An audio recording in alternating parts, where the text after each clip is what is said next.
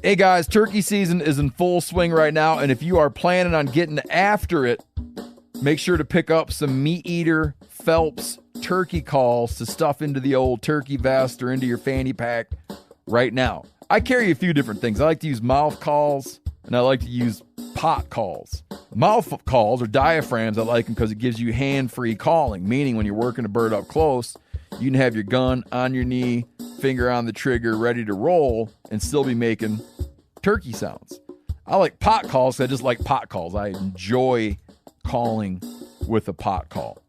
Whatever direction you go, including a box call, which I don't personally use too much, but they're fun and great, and I started out with them.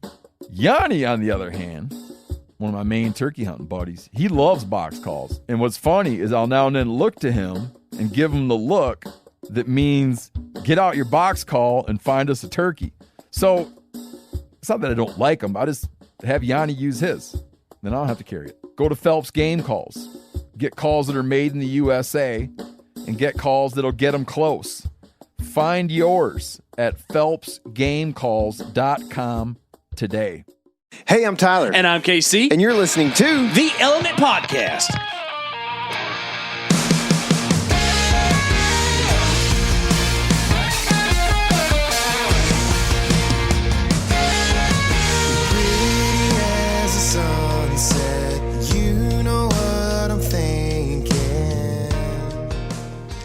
What's going on, everybody? It's another warm day here in Texas in late June. KC and I have been doing some pretty cool stuff lately, actually. And now we're back, just chilling at your house here. I'm looking at the mule deer. I like that mule deer, dude. He's cool. He is cool. He'll probably have a permanent place in my house, I imagine. My granddad shot that in 1989. Dang. Is that the year you were born? 88. That's right. Yeah, I always forget we were born in the same year, but you're like I'm a December kid. A lot older than me. Yeah, exactly. No.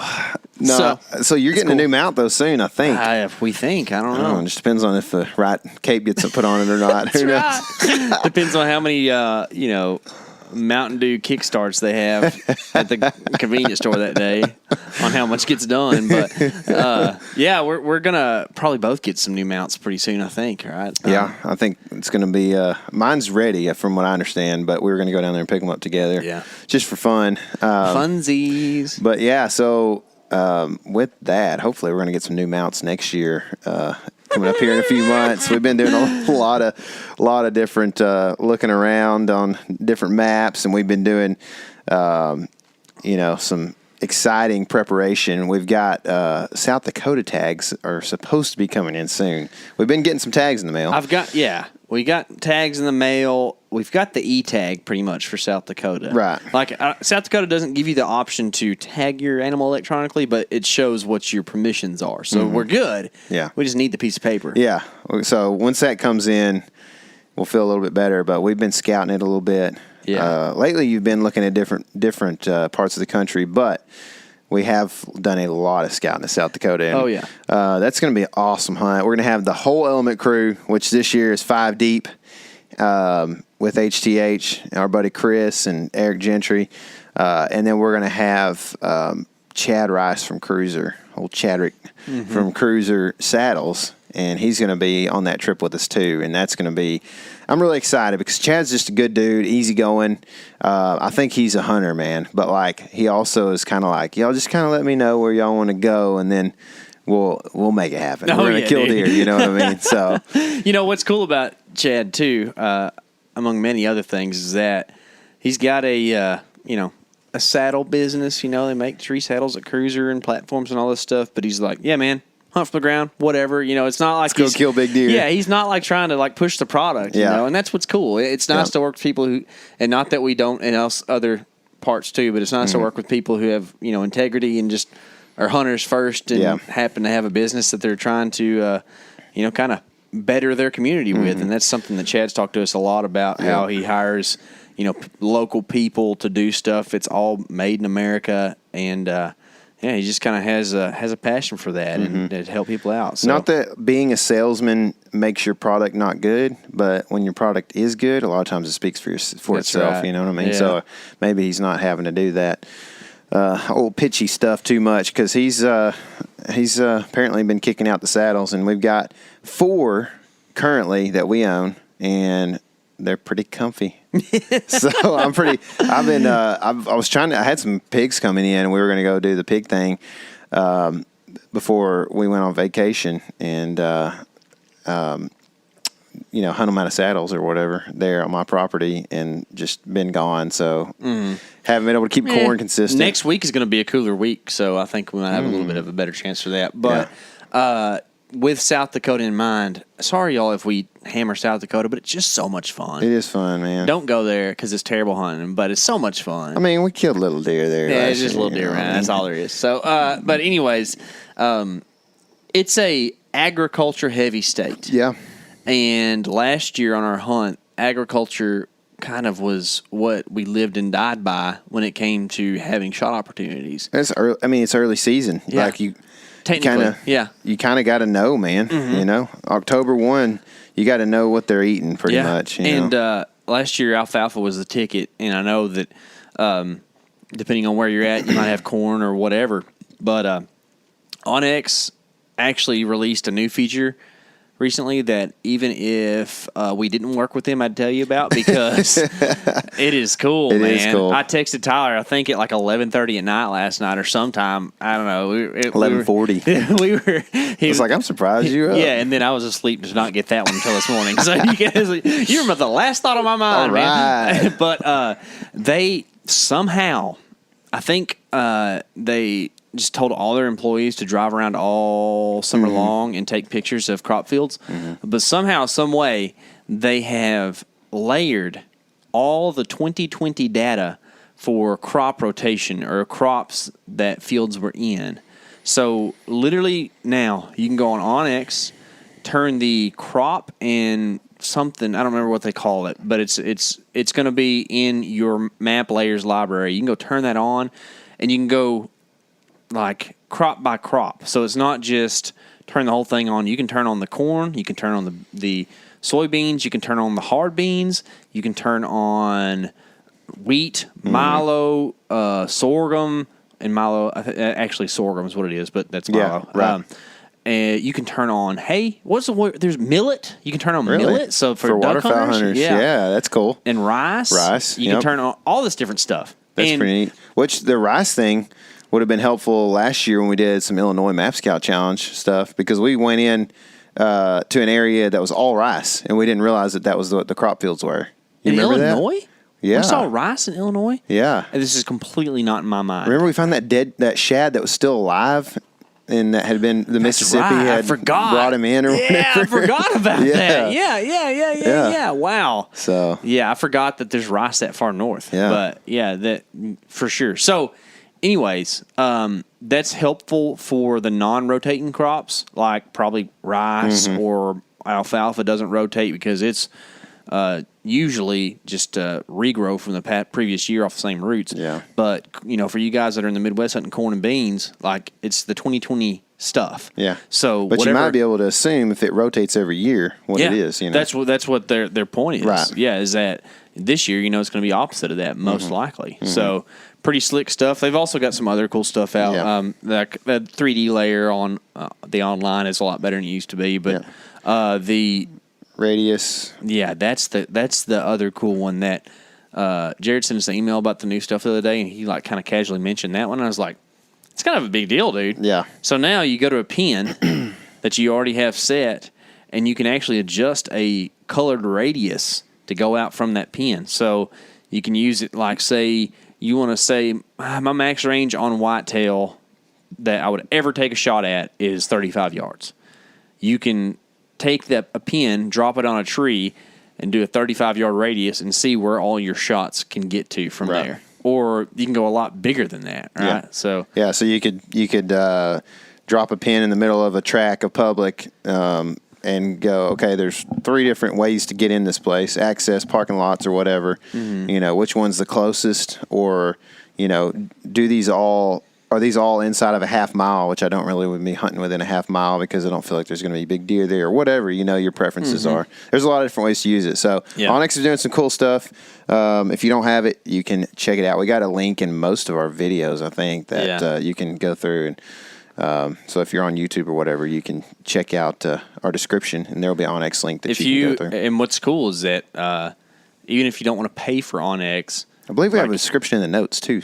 Sorry to cut you off. We should. In this podcast. Yeah. If not, I'll change that, but there should be. Yeah. Even if you don't want to pay for Onyx, you can go in and do a couple of things. Surely, if you listened to us talk about it this long, you probably already have it. But if you don't, you get a free trial to use all the stuff, and then you can just use the free one and still use stuff like that radius tool. Mm-hmm. That'll still be there. Yeah. And, so it's pretty cool. Yeah. So with that, though, we are going to talk a little bit about what we've been doing lately. And, the time of year right now is kind of like, it's actually kind of getting more exciting. I've been busy enough that June has flown by, and, it's really like deer starting to show pretty good. Dude, we've got, deer going to show up on trail camera now pretty good as either being good bucks or mature bucks or not. And then, we've been doing the gardening thing, and then finally the fruits are starting to manifest. Yeah. On our gardening adventure here, and it's a good time of year. We actually are doing a research project, a scientific experiment right now between a couple of our Moultrie cameras that have been sent to us. The black flash versus the red flash, right? Mm-hmm. It's like the invisible. Or some people would call it invisible flash. Yeah. And then the flash that turns red or Unless whatever. you can see infrared. Unless you can see infrared. Then we're getting real wild. Can deer see that or not? I don't know. So we're gonna see. We're gonna see if we've got two cameras out on some corn, and what used to be corn. Yeah, it's not there anymore. I drove back there yesterday. There's a big hole in the ground. Really? So I'm interested to see who shows up on that camera. Might be some round black things on there. There definitely probably will be. If that's the case, I'm going to be putting out a little bit more corn and see if we can double our interests over here. Make some bacon. That's right, dude. No kidding. Oh, if they were fat, I'm telling you. Yeah. We had BLTs today off of garden tomatoes, Cherokee purples, and I'm like, man, the thing that I don't have out of this whole system is like a good way to acquire bacon. Bacon's expensive. It is. It's so tasty. I need to find like a real fat wild pig and shoot that one. Well, so I can make some bacon. Honestly, the time that we really do a lot of the pig hunting is a pretty good time of year for fat pigs. It is. And we need to... Well, last year I shot all small ones. Yeah. If I shot a big sow again, I was going to make some more bacon. Because I made a little bit 2 years ago. It was like a pound or something. But it'd be nice to make like 15 pounds of bacon. Dude. 2 years ago when Brian was here... That there were some bacon pigs in there. Yeah, and we left the bacon laying there because we're just trying to go fast. Yeah. But anyways. But that was, and so anyway, we're going to be showing you the results of this research project to see if deer are really paying attention to the red flash or not, if there's any discrepancy there, and what other things that we find in that. So we've been employing the Moultrie cams there. And we've got Moultrie cell cameras coming too, so we're pretty excited about that. Tuesday. We're going to run through those and check them out. It's a pretty good... So, supposedly, they're supposed to be bad to the bone. Mm-hmm. I can't tell you guys that they are yet because we have not used the Deltas. They're brand spickety new, right? Yeah, they just did a firmware update, I believe. Yeah, that's why he's been holding off on sending them to us because they wanted to send us like the polished version. Yep. So we should get those next week and play with them, and probably shortly thereafter we'll possibly even have a podcast to talk about how to set up and use all the features because their app is wild. It's there's like a lot you can everything you need to know or want to mess with in the deer hunting world on the app. So it's pretty slick. Yeah. But I'm actually interested to go pull this not only for the research project, but just to see. Because it's going to be my first card pull on my property. And, since deer started putting hard horn on. I haven't seen any bucks on the property this year, but at nighttime things go crazy. They do. We're gonna check it out here in just a little bit. I put out some cams for security purposes before we went on vacation, and no one visited my house the whole time we were gone, so that was nice. Yeah. But I did have a couple dogs in the middle of the night. Dadgum dogs. They're always trying to steal my stuff. They need some. I don't keep the cleanest back porch. Like there's stuff laying around. I use my area. This is how it goes, especially when you're a gardener. And these daggum dogs are always coming over, just grabbing something and running off with it, driving me nuts. They need some kind of trap that makes a loud noise whenever they like whenever they come into your porch and they step on it, it's just pow. Scares the mess out of them. Or, people have those fences to keep dogs in that are electronic. Like, you need to do a reverse of that. It's just like a dog force field. Yeah. You keep them out of my yard. The force, bro. The force. So you had a couple of Cherokee Purples come off. Yeah. I had a pink Brandywine. How was that? It was good. I've grown those before. It was really good. Yeah.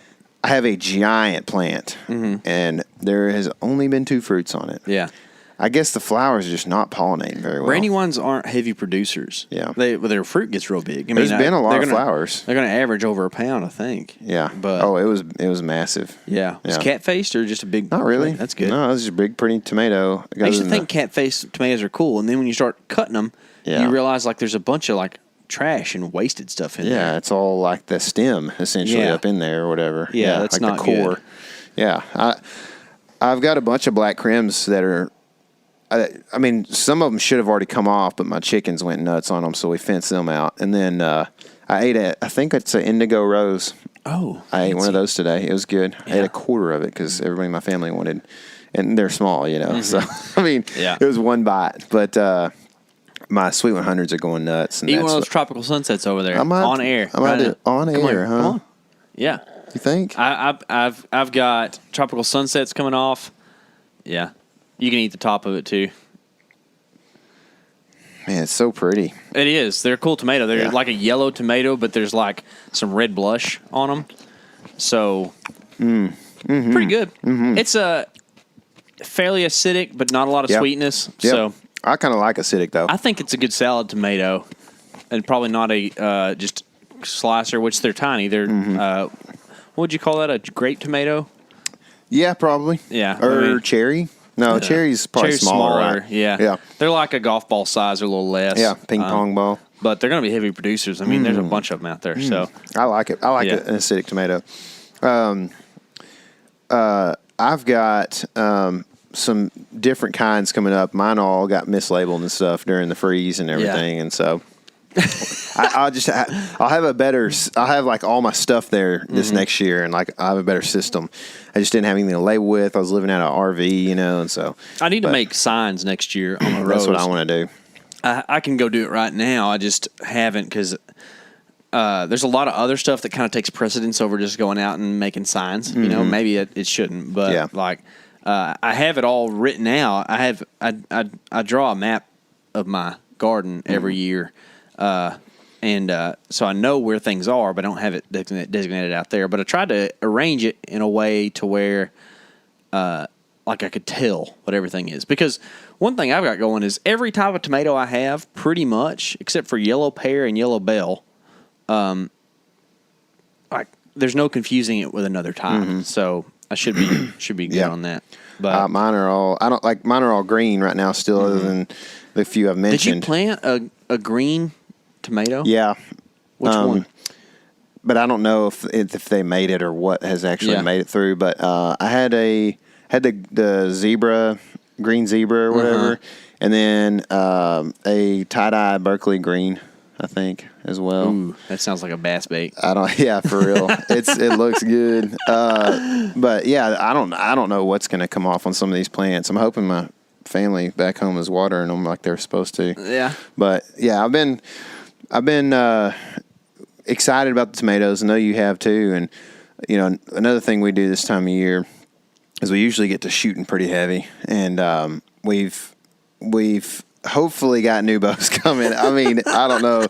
Who knows? We have been told that we have new bows that should be here any day. They haven't showed up yet, which I'm not surprised. But once we get those in, we're really going to get after it and start just dialing things in. I've kind of held Isaac off on the vectors just because I want to make sure. I think I want to extend my draw length a little bit, but I need a new bow to check that whole deal out. So anyway, once those come in, I'm gonna see if that's where my draw needs to be, and then I'm gonna get some arrows from him from Vector. I hope you shoot a 30, dude. It would be. I mean, I probably could. I don't know. I was a half inch taller the other day when I measured than I was in college. Apparently. That's wild. Yeah, I don't know if that's because I don't know. I feel like that my coaches or whatever, my weight coaches didn't want me to be, like tall and big and strong. As a DB, who knows? It might be like a thing where there's a sweet spot on the depth chart that they send out to people. Like, you don't want a guy looking 6'6" out there because he's going to get picked on because 6'6" people usually aren't very fast. Yeah. Yep. So unless Maybe. If they are, they usually play the NBA. And there's not many, 6'1.5" safeties out there. Mm-hmm. I mean, even in the NFL, 215s or whatever. Especially, I don't know. There's a few for sure, but a lot of the guys, like we had a guy come talk to us that played in the NFL. He's a corner at Utah, which my defensive backs coach was at Utah and knew him and coached him or whatever. Mm-hmm. Anyway, he's a corner and he was 6'2". Whoa! But he did not weigh 215. He's slender. Slim. He eats up ground with that leg reach, or whatever. Yeah. But anyways, we're so bad at divulging. I'll have to digress from that and talk more about the arrows we're going to be shooting. I'm going to try to shoot. It's still going to be, in my opinion, classified as like a heavy arrow. But I'm going to see if I can bring that down a little bit. Also, I may not have to if I'm shooting 29 or whatever. If you're shooting 29 and a half, even 30, like 30, dude, I might even go get that surgery and extend my arms. You know what I'm saying? Yeah. Like, it would be so cool because... Is that called extends or what is that? Yeah, I think so. There's advertisements on the Outdoor Channel for it. I've seen that, yeah. So you gain like 6 to 7 foot per second, like, ish. There's so many factors, right? But, like, that's kind of a rough estimate per inch, right? So, like, if, say you're shooting, like, 245 last year or something like that, you could shoot the same arrow and kind of assume you'd be over 260, probably. With 2 more inches. Yeah. Yeah. Which is, 260 to 270 is a really good spot to be. Because arrows tune really good at that speed still, but you're not, like, going so slow that you're like, that deer's going to move before this gets there. There's this feeling where, like, sometimes if you're shooting too heavy an arrow and it's going so slow that you could, like, shoot and then, like, bend out and look at it from the side. You know what I mean? Yeah. I'm mainly just trying to make sure that, like, if I shoot, if I range at 30 and the deer ends up at 37, that I still feel good about, my arrow being not dropping, 4 inches and 7 yards or whatever. And I think we're actually going to do some videos on this kind of with Isaac's help with Vector on, maybe there's a couple to be done there. And here's the deal. We're not like scientists, right? Or like physics experts or whatever. So we like to try to do these experiments like the common man would, right? So I think the thing to do would be to shoot like 3 different arrow weights at a known distance and then like something 7 yards past that, shooting it with the same pin. You know what I'm saying? You could shoot a 400. So we've got like some 410 grain arrows probably laying around. Shoot that in an appropriate spine and then do like 50 grain increments and see what the difference is and see how that compares. And maybe it'll show the sweet spot. And then we're going to do a video that's just kind of the basic one of, what are you actually losing drop-wise at 20 and 30 yards with an extra 100 grains? And it's not as much. It's not near as much as you think it is. It's inches, not feet. So, anyways, we'll probably do some of those videos in the future. Yeah. But I think that'll be a fun experiment for you if we actually get to do it before deer season starts. That'll be that's the hard part. We gotta buckle down in July and get some bows and get some stuff done here. We do, because the only bow I had in working order blew up on me live on Instagram. You got a switchback or something out there in the barn, don't you? Yeah. Yeah. That's probably just as tuned as my helium. Yeah, probably so. Yeah. Yeah. So recently, though, we both traveled and been doing some vacation and different stuff lately, and fishing and stuff. You've been doing some pretty cool looking stuff. I don't know. It's okay. I haven't got to see any of your stuff, so I don't know how cool it is. But so you went to Cabo San Lucas. Cabo San Lucas. Right. And San Jose de Cabo or whatever it is. That's where you fly into, right? Yeah. And have you been?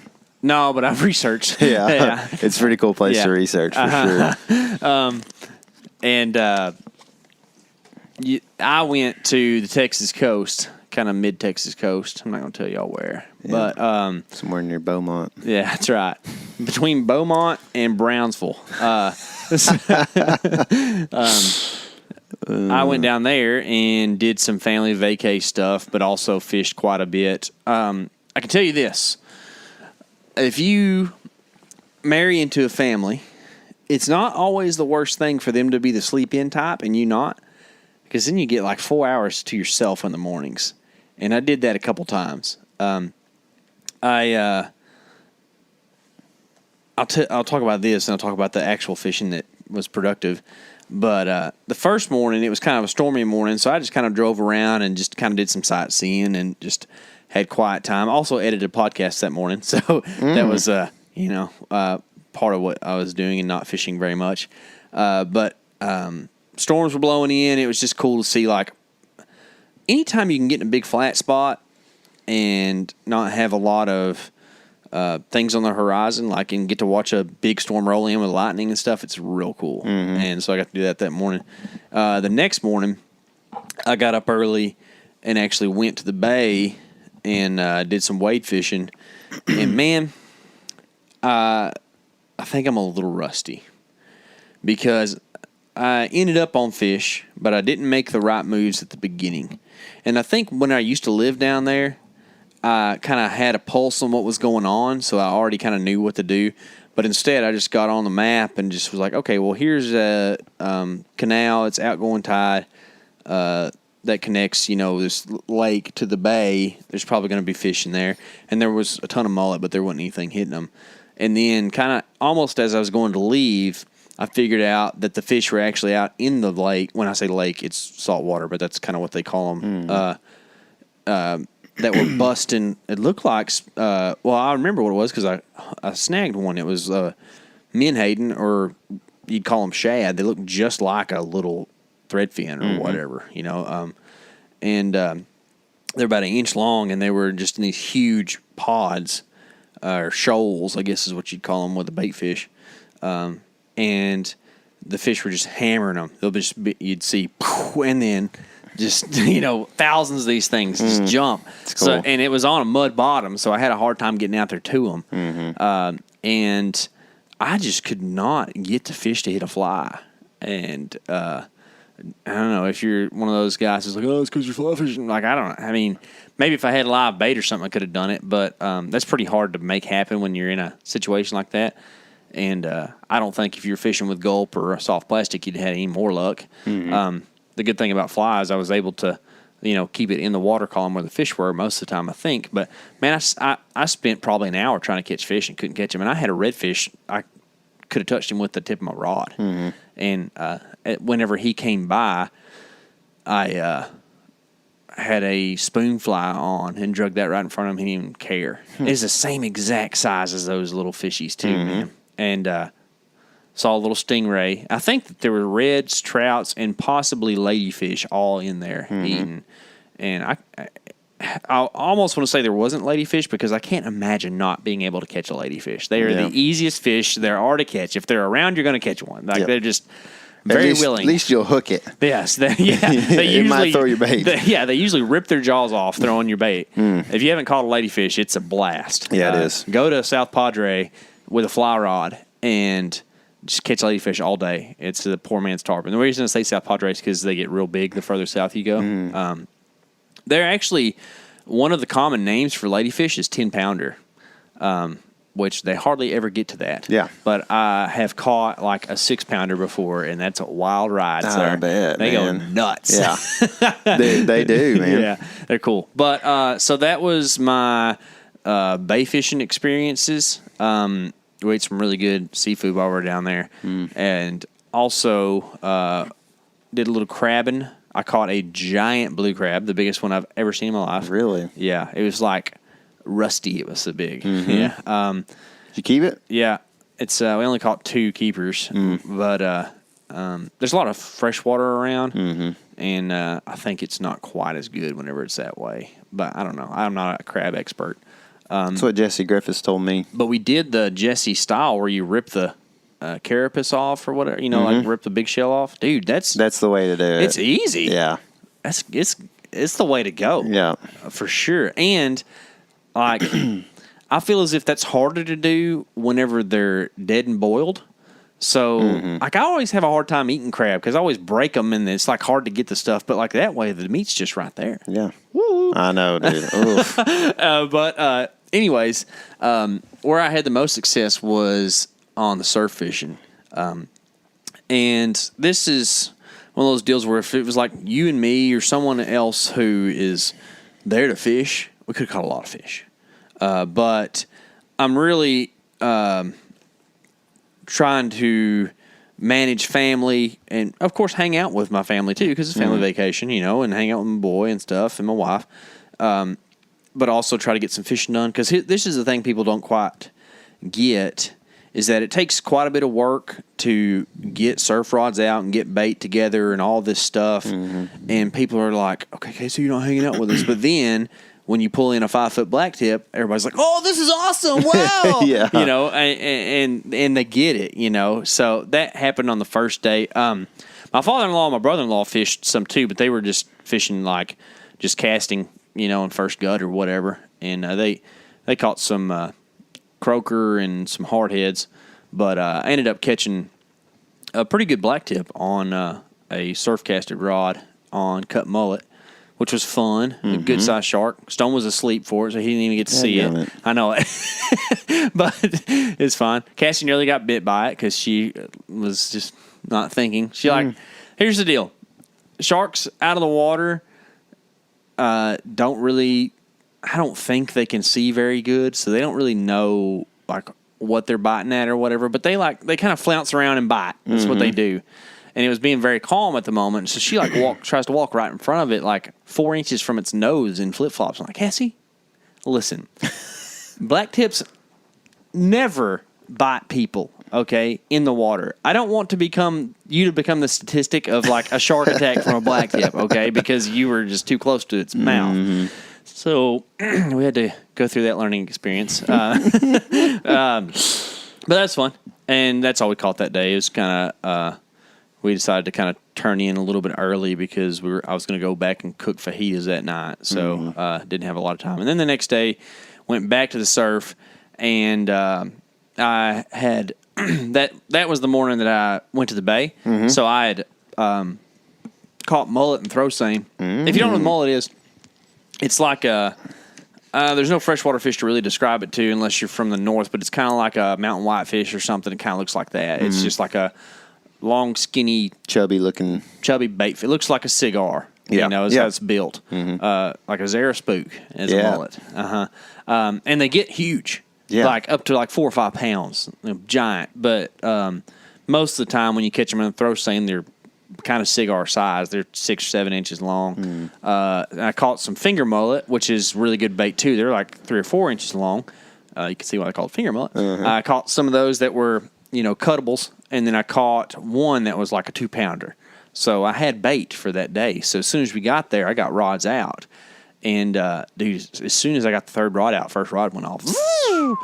And I reeled that in. It was probably, I didn't measure them, but both the redfish I caught were probably that 40-inch range or something like that. So I reeled that in, pretty good fight. And then had another one hit, and I was trying to get my brother-in-law on it. Tightened the drag down. This is my fault. Too hard, and ended up breaking the line on that one. And then had another hit, lost that fish, and then later in the day had another hit that I ended up catching the fish. That was another big bull red. So caught 2 redfish. The whole trip we never caught one fish that was an eater. So caught a bunch of fish and nothing. Well, the croaker you could have eaten, but like you never know when you're going to get your next croaker. So did you catch croaker? Chance did on rod on surf rod. No, on like just bait casters in the In the surf, though? In the surf, yeah. On what, finger mullet? No, on fish bites. Little. I don't. If y'all don't know what fish bites are, they're like little leather. If you've ever seen fruit leather, it's what it looks like. But it'll be all kinds of different colors and different flavors. I use the pink shrimp fish bites, and they're pretty bad at the bone. You were trying to catch croaker? I was trying to catch whiting, honestly. Because for eating? Both. Eating. Yeah. My whiting it's just like a bluegill. Like, it's good for everything. You know, they're good to eat, they're good for bait, they're good for it all. So, and we never caught one whiting a whole trip. What's the difference in a whiting and a croaker? Not a lot, but they are different species. So a whiting is actually a Gulf kingfish. And then there's a northern kingfish, which is also a whiting. You can catch both in Texas. The northern kingfish are the ones with the kind of striped up colors, and then the Gulf kingfish is a just kind of looks just like a redfish with funky eyes. And then a croaker is a little bit more round. What's wild is that, dude, on the Texas coast, everything you're catching except a flounder is a croaker. Redfish, black drum, trout, so speckled trout, sand trout, those are two different types. They're also in the same family. And there's croakers, Gulf kingfish, northern kingfish. They're all croakers. Really? Yeah. So, I mean, I'm sure there's some stuff that I'm not listing that you're like, oh, blah, blah, blah. But, like, it's wild how that family or genus or whatever it is just so prolific and, like, has that area, you know, like God made them to just work good there. You know what I mean? Yeah, that's kind of cool, man. Yeah. So how does a croaker and a whiting taste different? I don't know for sure. I don't know if you could tell them apart whenever you ate them. So why do you say you're trying to catch whiting? Because that's just what I figured would be around. I didn't expect to catch croaker, and I think you only caught one croaker in the surf. We caught more of those from the house. We were on the canal, so we were fishing the canal at night. What was wild, I caught a croaker in a crab net. So it's not like crab pot, but it's those that lay down flat on the bottom. You know what I'm talking about? And we're sitting there on the pier, and I hear, you know, they make a noise, and I hear it, and it's down in the water. I pull my net up, and he's stuck in the net. He was eating a chicken neck and got stuck in the net. Oh, man. It was cool. That is cool, yeah, man. and it's a good-sized croaker. I wish that we would have been keeping them because I think we ended up catching 5 or 6. Not all were eater size. So croaker used to be super prolific, and I think some between like freezes and fishing pressure through the 70s, like they don't have as many as they used to. I think it's partially because a lot of the global warming. A lot of the global warming. A lot of the those freezes are hard on the global warming. Did you know people try to? Yes, I do. They try to say the freezes are part of global warming. It's like, do you know what you're saying? People are just making up anything to go with it. I'm not trying to rail on TPWD. We do that enough anyways. But I think that a lot of the restocking efforts for many years has been towards like the game fish. Yeah. Like, you know, the big three is trout, flounder, reds. And I think that now they actually are doing some restocking with croakers. There used to be a croaker run. Like, I think it was in May. I don't know if it's rivers or what, but they would just spawn, kind of like bluegill or whatever. But they're immersions, not immersion. What's it called? Whenever like Gardu, where they just just send out there. Yeah, what is it called? Dispersed spawning or something? Something like that. Yeah. Dispersion. Yeah, but that's how croaker spawn. So you just go and sack them up kind of like you do crappie. And the old timers used to talk about, you know, just filling up 5-gallon buckets full of croaker and just eating like kings.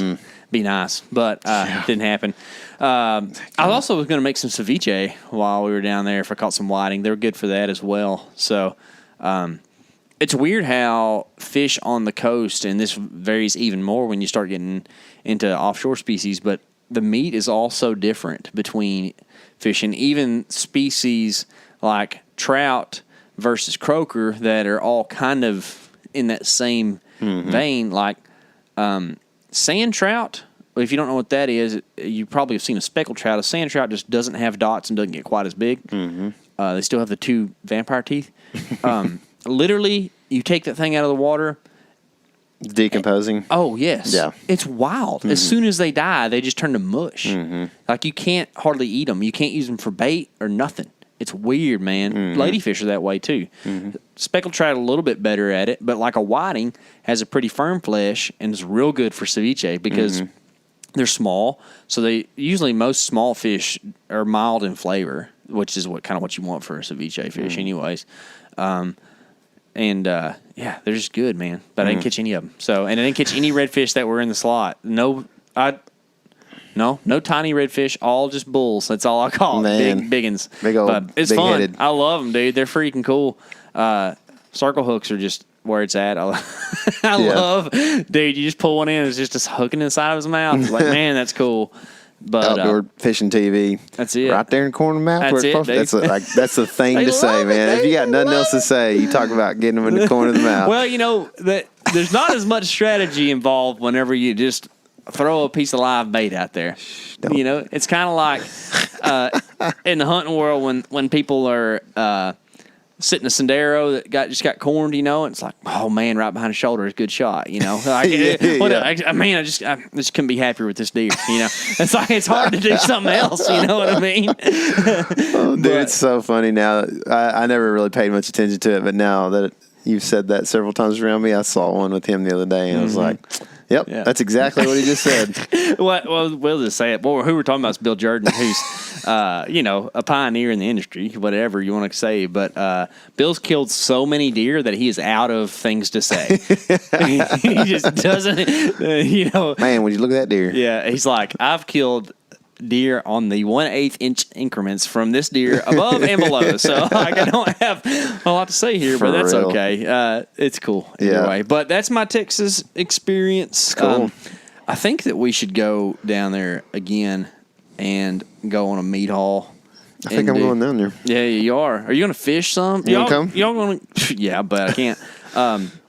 Y'all are going to go on a guided trip, right? Yeah, I think so. I hadn't talked to that dude in like 3 months, but I think we're supposed to. Did you tell him that this is the week or whatever? No, I'm going to text him sometime hit soon. Him up? Yeah, probably text him today or tomorrow. That's good.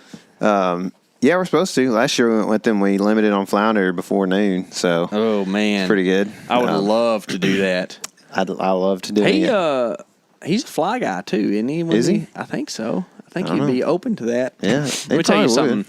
There is not a fish, in my opinion, that is more apt to take a fly than a flounder. Really? Yes, because you use a fly that's just weighted by the hook, and flounder, since they sit on the bottom, they're actually really hard to catch on soft plastics because most of the soft plastics used in the saltwater have a jig head on them, and it goes to the bottom. Mm-hmm. Well, a fly suspends. They want something over the top of them. Yes. Yeah. Oh, man. Let me tell you something, too. You'd be surprised how explosive a flounder can get jumping out of the water. Oh, I know. Have you seen them jump out of the water? Yeah. Like, to eat something? Not to eat, but after being hooked. Oh, they go nuts. Yeah. But if you can catch, like, flounder hitting a bait ball, and they'll do this, dude. Flounder are the coolest fish. Like, they'll school. Like, there'll be 30 flounder hitting this bait ball. And then all of a sudden, you'll just see a 2-foot-long flounder fly through the air like 5 foot out of the water. And you're like, what was that? It's wild, man. And it just looks like a dinner plate. It does. It looks like it was designed to be on a dinner plate. They are designed to eat. Oh, they are cool, man. Yeah. We caught a bunch of them, and it was interesting. The way he filleted them was pretty interesting, man. Like into 4 fillets? Yeah, but it was like he had some kind of like cross-cut method thing that he did. It was weird. I couldn't figure it out while I watched him do it. Mm-hmm. But I was also trying to keep the pelicans from eating all of our flounder as well. Because they're all laid out right there. Stupid pelicans make me mad. Dude, they were all over the dock. They were right behind us. I'm like, get out of here. I'm not losing a flounder. I saw First of all, where were we at the other day where there was like a sign that was like a "Don't Feed the Wildlife" sign that said something real dumb? Do you remember? Probably Illinois. It was probably There's Illinois. usually dumb signs in Illinois. Do you remember that, though? You remember that being a thing? I was like, look at this. I can't remember what it was. Sorry I mentioned it. But in Texas, I took a picture of it. I'll look it up here in a second.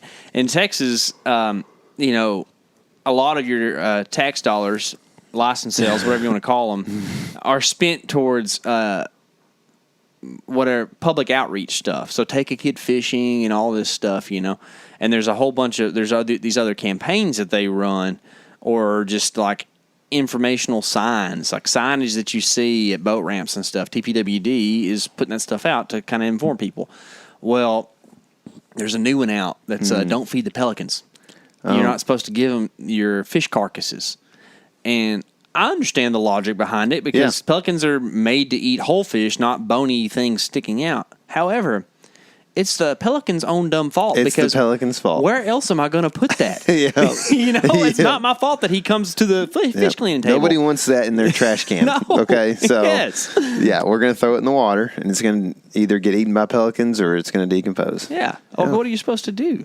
But anyways, when I was a little kid, so my first trip to the coast, I was 9, and I was a lot like your son. I kind of liked nature stuff. I kind of liked like all that. I like to know stuff. I like knowledge. I like learning, and I also am somewhat of a know-it-all and have been for a long time. So we were on the jetty, on the ferry that goes into Port Aransas. Yeah, if you've been there, you know what I'm talking about. And East Texas kid. Mm-hmm. All I've ever seen is white pelicans. Mm-hmm. And all of a sudden there's brown pelican. I'm like, look at that. I remember saying it too. My family still makes fun of me. I said, there's a rarely seen brown pelican. Rarely seen. If you've ever been to the coast, you know. And then we proceeded to see thousands for the rest of the weekend. Rarely seen brown pelican. My dad will still pull that out from time to time. I can imagine Butch saying that, dude. He needs to be back on the podcast. Yeah. This summer, we got to make it happen. Oh, we should. The Louisiana state bird is a brown pelican, right? Mm-hmm. I think so. I think that's right. Because they're rarely seen. It's on their license plate or something. Isn't that their name of the basketball team now, too? It might be Pelicans. The New Orleans Pelicans, right? Yeah, I think so. Yeah, but they're white, aren't they? Hold on. No, I don't know. Let me look up this logo. Fred Scars, I can guarantee you somebody from the NBA didn't know what they was doing no matter what. But oh, yeah, Pelican. Let me draw that. For real. But anyways, you were trying to tell us about your Galveston trip coming up, but I derailed it with Pelican talk. Oh, I don't have any idea what's going to happen. Yeah. You going to eat shrimp? Definitely. Yeah. My parents will make that happen for sure. So what do y'all do when you go down there? Do y'all cook a bunch? Do y'all go out or what? Yeah, we're all like every family's going to take a night to cook. What's C&J going to cook? I think they're going to cook air. Maybe hamburgers or something. Yeah. I don't know. Can Chris touch an onion? He claims he's eaten one. I've seen him eat one, but it was when he didn't have any taste with COVID. Oh, yeah, that's right. That's right. I forgot about that. Yeah. Yeah. I don't know, man. I don't know what they're going to cook. I'm at the point where, like, one of them doesn't like bacon. Mm-hmm. One of them doesn't like shrimp. One of them doesn't like onions. One of them, and so it's to the point where, like, I just got to cook something. And if you don't like it, y'all can buy some ravioli or something. Right. Yeah. So, but they usually will find a way to pick around and make a meal out of whatever. So, but we're gonna cook a lot of seafood while we're down there. Good. But by the way, the New Orleans Pelicans are white pelicans. Are they really? Yeah. What a shame. Who knows? If you're from Louisiana, let us know if that makes sense. Pelican head. At least the pelican head is white. So. Well, their heads are a little bit white. That's true. It might not be because you can't really see the body. It's behind a basketball. Do they have wings or arms? What color are those? It's just a head that comes over the top of a basketball and the beak pecks down. I'll tell you something. You remember them Jumanji pelicans? Them things were scary. Oh, they were like 6 foot tall, yeah, weren't they? And they were like, man, they would try to mess you up. I did not like that. Do you remember we were fishing one time and I found what I thought was a paddlefish bill and it ended up being a pelican bill? Big disappointment there. Yeah, big disappointment. That's right. So, still cool. You're a vacation master. You just came off of another vacation. Is that correct? Yeah, it's technically it's our 10-year anniversary trip. That's cool. Just because we didn't get to do that last year, really. We were supposed to go to Jerusalem. Yeah, I remember you saying that. The COVID stuff is canceled. So what did you do? So we went to Cabo. Cabo San Lucas. How was it, man? It was awesome, man. Honestly, everything about it was great. Well, everything about it was top notch, except the fishing. Really? Yep. fishing was not very good. You want to see me cry?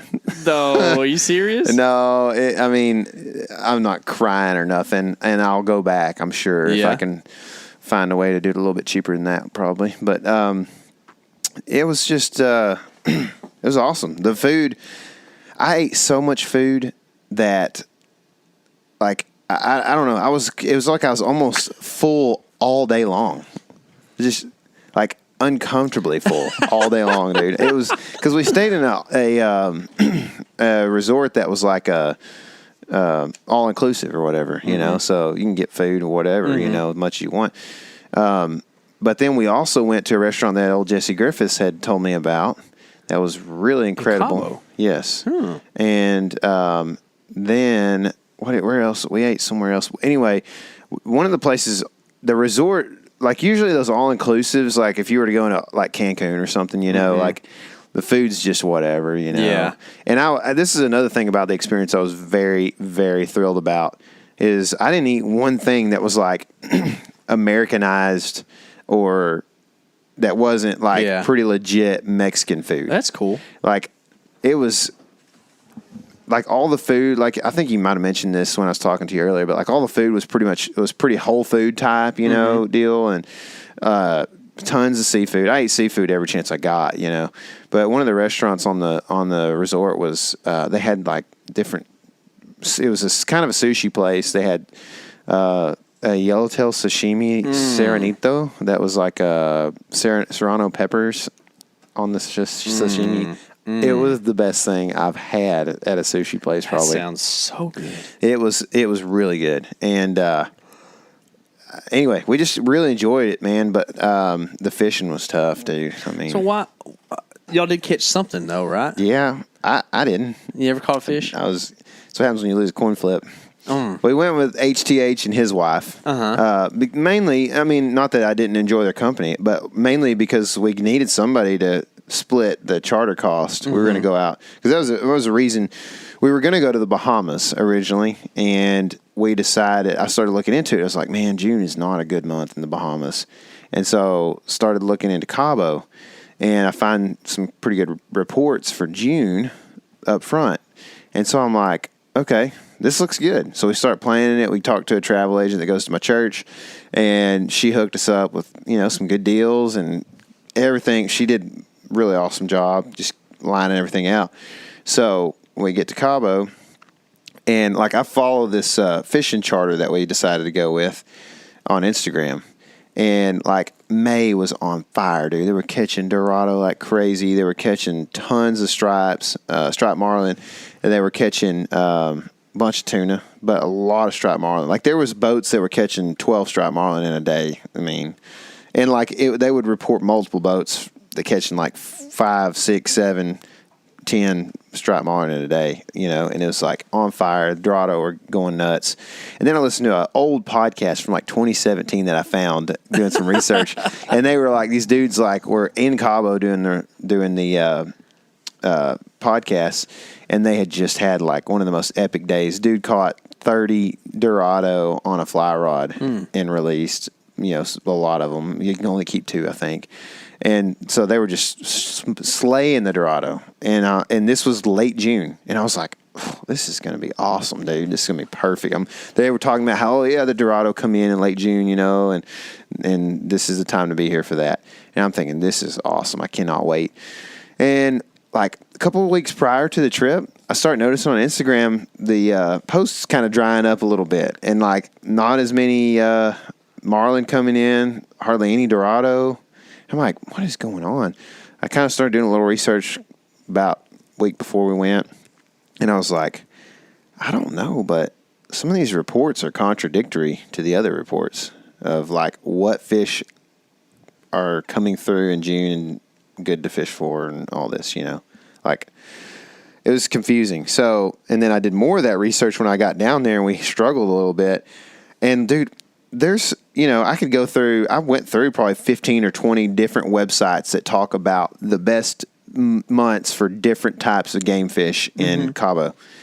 And, dude, I bet, I don't know, like it was like every other one was a different report on different months for different fish. That's not good. How does it happen? Oh, I don't either. I mean, the only thing I could think of is like, oh, well, maybe there's just fish there year round. It's like it's always good or whatever. But I think I don't know what it is. I think a lot of the people that were blowing up the June report saying that they were good, I kind of started thinking, well, June is like the month for travel and destination, vacationers. And I think they're just trying to get people who are down here to go with them. Oh, the fishing's good in June. Let's go, whatever. I don't know, but like I would have thought that it would have been good year round. I would. I mean, I think it can be. Well, so Kaylee's uncle, who was down there at the same time, and they went and caught I think 5 or 6 striped marlin the same day we went out. Mm-hmm. No, the day before, and then the day after we went out on the big charter, they went and they found tuna schooling, and they caught like 20 from like 20 to 50 pounds, threw them all in the ice chest, and then went and caught striped marlin, and they caught like 3 striped marlin that day too. They're on a different boat than y'all though, huh? This is what I think I learned a little bit about our boat. So we were going to get like a 42-foot boat that actually I noticed on Instagram caught a lot of fish over the last month and a half. Mm-hmm. And I started looking and I was like, well, there's a 32-footer or whatever for quite a bit cheaper. And so I call the outfitter or the charter or whatever. And the guy that I'm talking to is a Mexican guy that like is not giving me a whole lot, but I'm trying to say like, I just want to catch fish. I don't care to go on a boat ride. You know what I mean? So like, why is this one so much cheaper? Is the captain not as good? Well, the captain of the boat we went on has been fishing for 35 years with the charter. So I'm like, that's probably not it. Mm-hmm. And he's just like, oh, it's just, people like have a preference to different boats, and they want to see a nicer or a newer boat, or they want to be on, and I'm like, okay. Well, I was like, I just want to catch fish. I mean, who should I go with? He wouldn't give me that, He didn't want to show favoritism, I guess. Anyway, I don't want to make this too long, but we get on the boat, and I realized real quick that this boat is the loudest boat I've ever been on. The diesel engines are just, we couldn't even talk.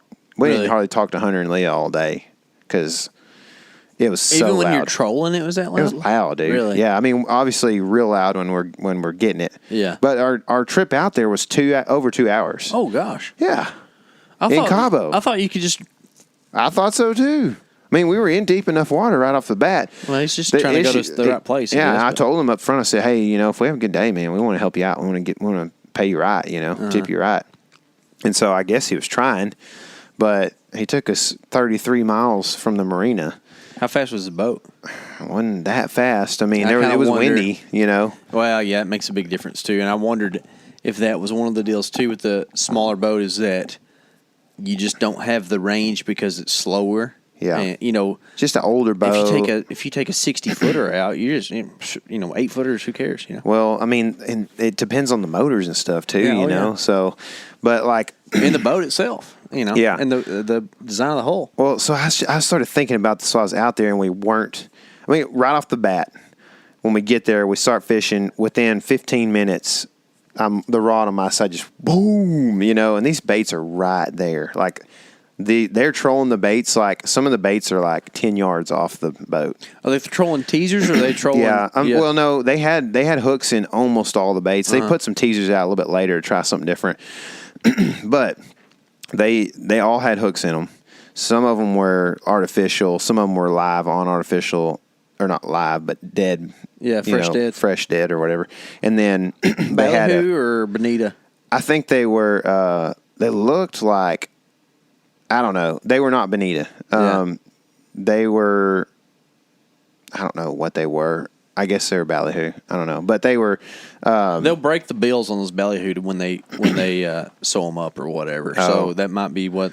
Well, they had some fresh. I don't know what they were. They almost looked like mullet to me. Mm-hmm. that were live. They got that included in the boat charge or whatever, and they had one hooked up, so that. What they were going to do is drop it back. Yeah, something, slash, they were going to throw it out there. And they did that a couple times, but we got that hammer right there, dude, and he tosses it back there. And I had lost the coin flip. What we were going to do is flip a coin for Hunter and Leah versus me and Kaylee, and then you pick whoever you want in your family to go or whatever. So I was gonna let Kaylee go first. So what that ended up meaning is when I lost the flip, I was the last dude to be on the fighting chair, you know. And so Hunter decided to go first in his family, and anyway, so we had that happen, and then like 10 minutes later, we get another one that hits, and you know the deck. So well, back to that one though. The no hookup. No, they couldn't get that sucker to come back up. So it hit a teaser. No, what happened? No, they did. It didn't hook it up. Just hit it, I guess, and then they threw. I believe they threw the live bait back there, and they got that sucker to hit it. Marlin? Yeah. And the first mate was like, he was just like checking it over and over again. All of a sudden, it was getting heavy, and he was like doing it. He was trying to do the multiple hook set deal, but he wasn't swinging very hard. This dude was a big dude, though. Yeah. But like, he wasn't swinging very hard, and then all of a sudden, like, he acts like he's got him on, and you see this marlin. It's a big one, like, for a striped marlin, and it comes out of the water and throws the bait on the first jump. And I was like, what the heck? So anyway, did you get footage of that? No. I was thinking like, well, you know, we're either going to be on them or we're not. And if we're on them, I'm going to have time, you know, because it's all kind of works it's a slow process kind of for big fish like that. That's why it's expensive, is because there's a lot that goes into it. Oh yeah, for sure. And so anyway, also when we showed up, we didn't get our 35-year tenured captain. He was off that day. So we got some dude named Bruce. We got that's exactly right. And so anyway, then we get this other bite, you know, and basically hook up this marlin. And did he say, name's Bruce? They Finding Nemo guy? No, that's not what happened. It was it had a little more accent. Yeah. I want to be like, is your name really Bruce? But anyway, so we hook up, and Hunter fights this marlin, and it's a smaller marlin. It was like a 60-pounder, I think, probably. So Maybe it's the second bigger. fish 10 minutes later? Yeah. And gets him in. We get footage of it, cool footage, you know. But like after that first experience, I'm like learning a lot with the GoPro in the water and all this different stuff I'm doing. And so I'm like, okay, well, maybe I'll get more chances, you know, whatever. It's still early. We've just been fishing a little bit. Then we get another bite and don't get a hookup. The fish never comes back for the live bait or whatever. No, sorry.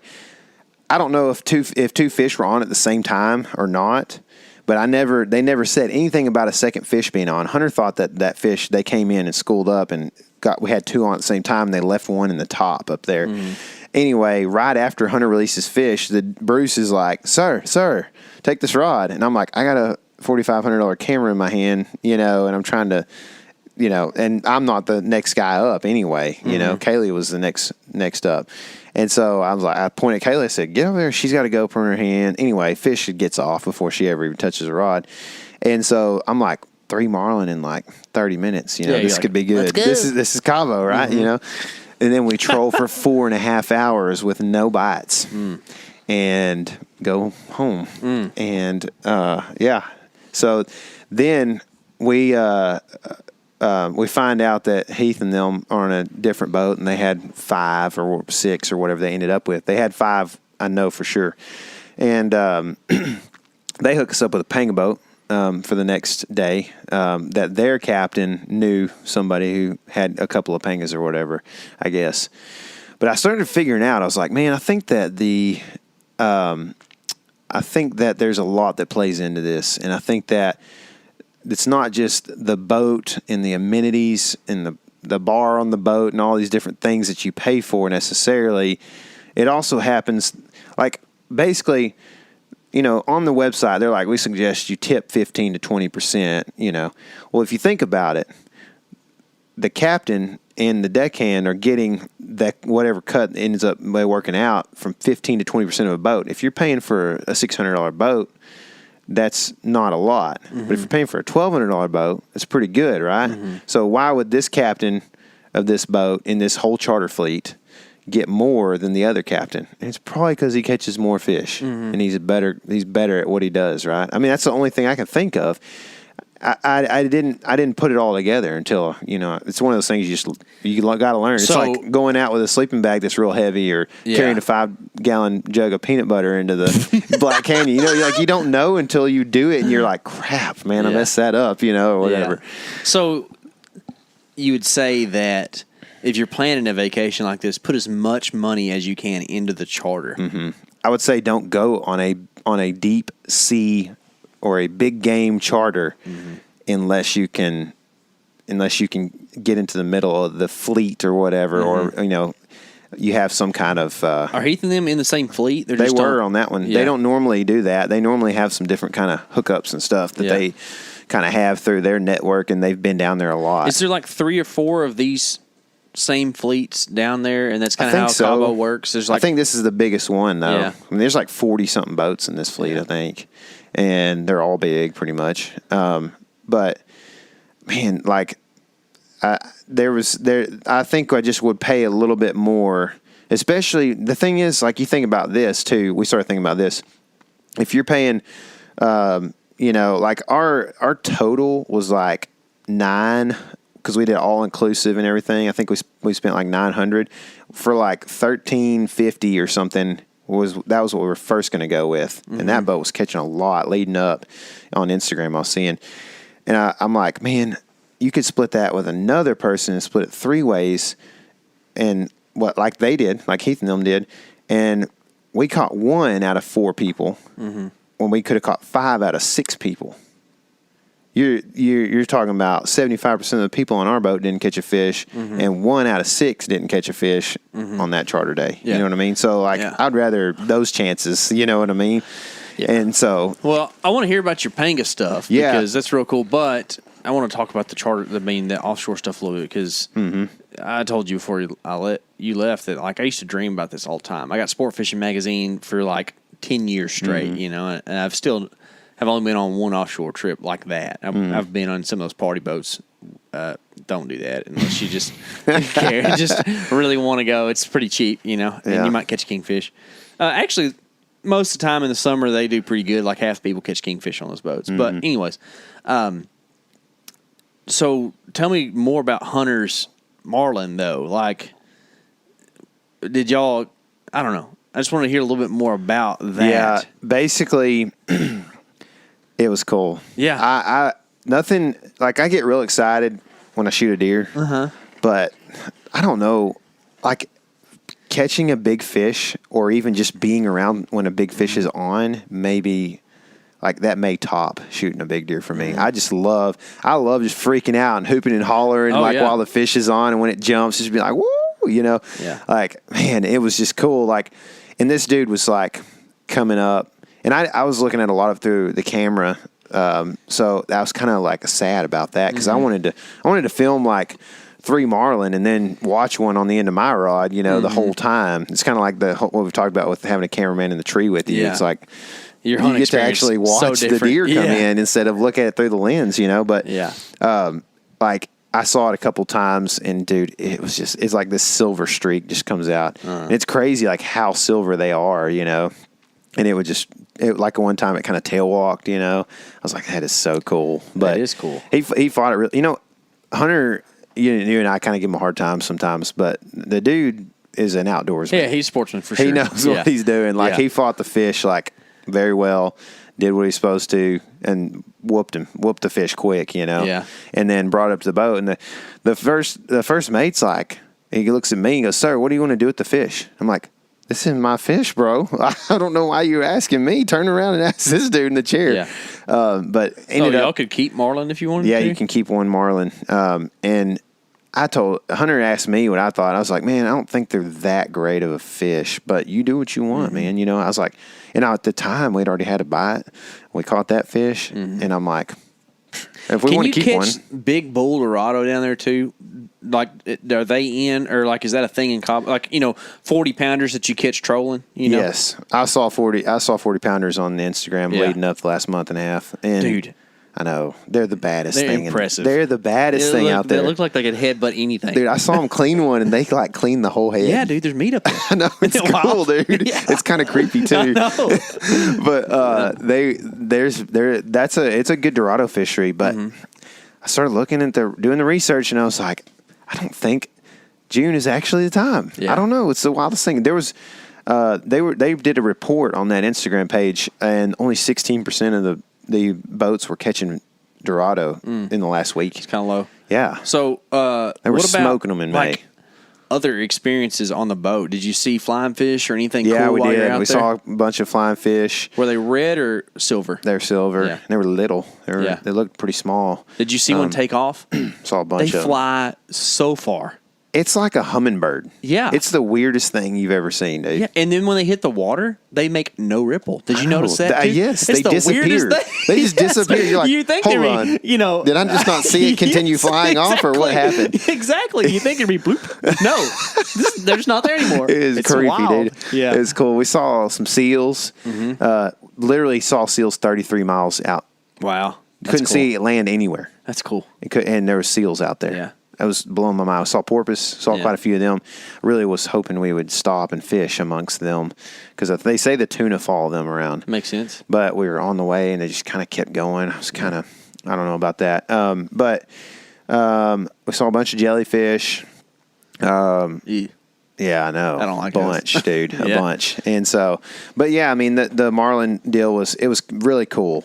I just was really sad that didn't continue on, you know. Yeah. And were y'all fishing a hump, or what was? I imagine we were. You didn't look at grass or anything. Not really. They had one little graph on that boat, which is another sign. Yeah. It's Whenever they don't have 6 screens, you're like, 32 foot, you know, full. You know, another thing that I think people don't get when they're captains like that, especially when there's a language barrier, they're so used to people wanting to have a good time and wanting to catch a marlin.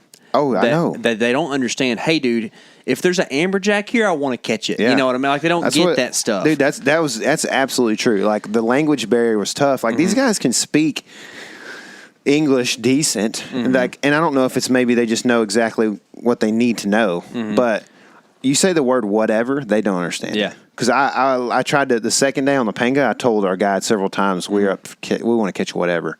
And I started realizing later on, I was like, this guy has no clue what I'm saying. I don't know what the Spanish translation is to that, and it's probably regional too. I would say todos, you know. Yeah. And it would be all, you know. That's, but I don't know how you would for sure. But that was so weird. When I went to Costa Rica in high school, they loved to talk about, like the ones who knew English, they loved to talk about our sayings or whatever you, there's a fancier word for sayings. You know what it is? It's, I can't remember. Anyways, they love to talk about that stuff. You know, like on even like the simple things like I have to do this. They were like, what does that mean? You know? Yeah. It's like, I need to, I have to. Like, oh, gotcha. Yeah. You know, they were just amazed by it. Yeah. So you can imagine the language barrier that exists that you don't realize. Yeah. He might know what the word have is, but he has no clue what you're trying to say. Yeah. And it's no fault of his own or of his stupidity. It's just, that's the way it goes. Well, that's like when I told the guy in the morning, I said, well, we want to take care of you if we have a good day.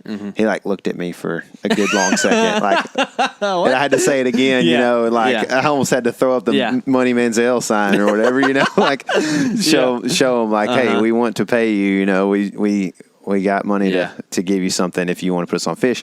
But I don't think he realized like a marlin would be cool, but rather than catch 3 marlin, I wanted to catch 20 tuna. Oh yeah, you know what I mean? Like put me on a school of tuna. And so there was that was a struggle. And not to mention, like, you're on a loud boat and the captain is like, you know, 6 foot over your head. And, you know, you don't really see the captain all day, you know. And I went up there and hung out with him right before we'd left. That's what I was going to ask. Did you go up the tower? I didn't know we were going to leave that early, for one. Yeah. So I went up there. Did y'all troll your way in? No. Yeah. He said, if we see something on the way in, we'll stop. I was like, y'all ain't going to see nothing. But, yeah, and then he flew on the way in, you know. Yeah. On the way out there, he poked and didn't go as fast. But anyway, so we did, you know, we didn't have a great day there. And we ended up I called Heath, and he was like, man, I bet our guy knows somebody, and they had a good time. They always, they always catch fish down there, always. And that was what blew my mind is like, and so, but I think I just kind of figured out, go with a little bit higher class boat. What reels were they running? No one really cares about that except me. Pin 80s, pin 130, probably not 130s. That's a big reel, but they had a couple different sizes, so they probably did have like the 80 and the 130 or something like that. 130 is the biggest. Oh. So it was like that wide. Probably not. Probably, I bet you the boat rods, were they all gold? Yeah, most of them. Almost all of them. Yeah. They were all pins? Yeah. Yeah. Pretty much. So they probably had, so they'll take, on a cheaper boat like that, they'll run like a cheaper, graphite bodied reel or whatever for their umbrella rigs that don't have hooks. And then they'll run like a pin 30W or a pin 50 or a pin 80 for, the bigger stuff. Yeah. So I don't know. They were, not the newest rods or whatever, but I mean, there's some boats down there in that marina. Oh, yeah. I mean, it's like, what's cool about it is like Cabo is a world-class destination for sport fishing. So with that said, you have some of the richest people in the world that keep their boats in that marina at least part of the year. And so like they're going to, dude, oh my god. They have huge dry docks down there too. Did you see big square buildings that are just... Yeah, there was. I didn't know that's what those were though. Yep. So there's like a super duper forklift that puts boats up. I saw the forklift. Yeah, I know. It's freaking cool. Dude, it's cool, man. That whole thing, I was like, with the whole time, me and Hunter and Kaylee, and we're all just like, we could live down here. Oh yeah. I mean, like it's also a safe part of that country. You know what I mean? They keep it that way because they like the tourism. And that's all that keeps that. Oh yeah. That's the whole area going. Yeah, and absolutely. So it's safe. Lots of English speakers down there. Yeah. Lots of people that know English. They take American money. I mean, I'm like, can't beat that, right? Put me on a boat here, But we just need to incorporate it, dude. That's what I was thinking, dude. Perfect. Why not? I know. I mean, you could, and if you had a place, you could Airbnb it or whatever. That'd be cool. So I've looked at Airbnbs down there. They're not that bad. Yeah. Yeah. As far as like staying or whatever, the expense is not too bad. That's what Heath and them. They stay at a house. Yeah. Their whole situation is a little bit different than what we did, but they get a house and. Yeah. So, all right. Day 2 of the Panga. Yep. So we got the Panga out, which was another weird deal. Tell them what a Panga is. It's a center console, smaller boat. It's kind smaller of for the ocean. Usually 22, 24 foot long. 25 is what ours was. And yeah, they got a big old front end on them. Front end that sits high. It's the boats that guys put 200 horsepower Suzukis on and run drugs from Mexico to the U.S. Yeah, we had a 175 Suzuki. Yeah, they will take any wave you throw at them. They're an amazing boat. Yeah, they are cool. Did y'all have a painting drawn on it? No. Oh man. No. It was nice though. Yeah. But there were some there that were even nicer. Yeah. But it was nice. But yeah, super comfortable, man, even for 4 people. But it was weird, dude. Like the dude was the dude I was talking to, obviously doesn't speak the greatest English, but he spoke decent, and he's like, he's being real weird. I'm having to call him like all afternoon, and he's like, man, I don't know. He's like, with COVID, man, they're weird.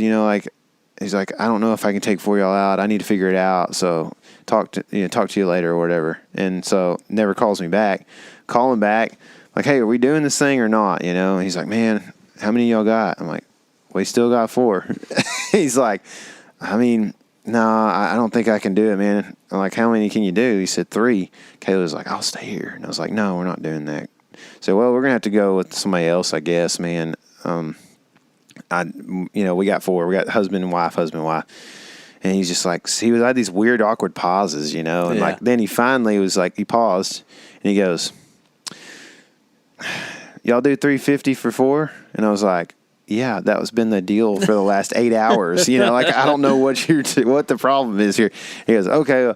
It's like, might have to put one of y'all lay down in the boat on the way out of the marina or something. And I was like, okay, whatever, dude. We want to go.